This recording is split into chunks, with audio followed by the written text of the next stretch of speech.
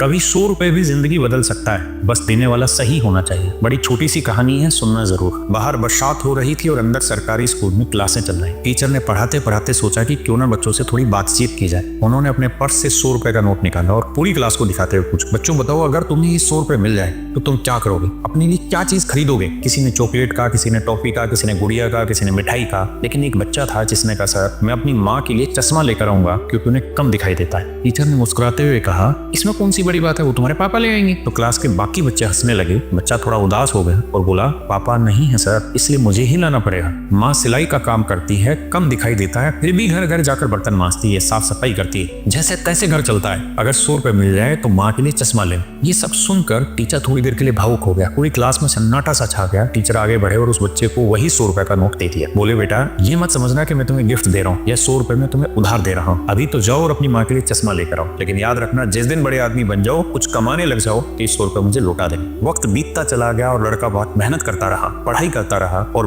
20 साल बाद फिर से वही इतिहास दोहराया गया। सीन वही था, बाहर बरसात थी, अंदर वही सरकारी स्कूल में क्लास चल रही थी। जो टीचर थे वो बुजुर्ग हो चुका था, शांति से बच्चों को पढ़ा रहा था, लेकिन अचानक स्कूल के बाहर एक सरकारी गाड़ी आकर रुकी। कलेक्टर साहब निकले। सब लोग सतर्क हो गए। सभी टीचर हैरान थे कि आज कलेक्टर साहब किसकी क्लास लगाने वाले हैं। कलेक्टर पूछते हैं एक टीचर का नाम और सीधा उसी क्लास में चले जाते हैं जहां वो बुजुर्ग टीचर पढ़ा रहे होते हैं। परमिशन लेकर क्लास में जाते हैं, टीचर के चरणों में झुककर प्रणाम करते हैं और कहते हैं, सर आपने मुझे पहचाना नहीं, मैं वही छात्र हूँ जो 20 साल पहले अपनी माँ के लिए चश्मा खरीदना चाहता था और आपने 100 रुपए उधार दिए थे। आज सबसे पहले वो 100 रुपए लौटाने आया हूँ और आपका सम्मान करना चाहता हूँ क्योंकि आपने मुझे जीने की ललक सिखाई और यह समझाया कि सही दिशा में दौड़ो तो कुछ हासिल किया जा सकता है। मेरे बच्चों, कहानी बहुत छोटी है पर सीख बहुत गहरी है। अगर आप अपने हालात बदलना चाहते हैं तो मजबूरियों को कोसना बंद कीजिए, वक्त को बदलना शुरू कीजिए, क्योंकि इंसान के अंदर इतनी ताकत होती है कि वो चाहे तो देवताओं से भी ऊपर उठ सकता है।